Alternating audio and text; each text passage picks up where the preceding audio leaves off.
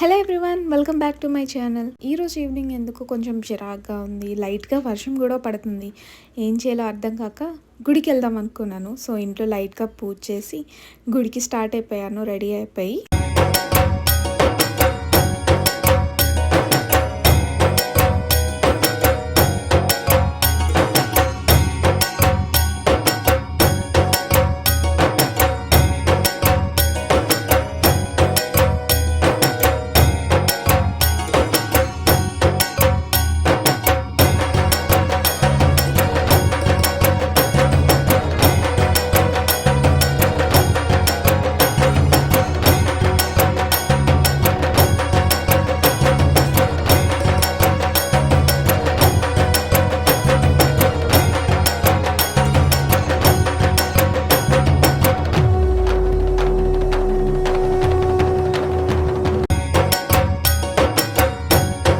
ఏది ఏమైనా గుడికి వెళ్తే ఆ ప్రశాంతత వేరు కదా. So see you in the next vlog.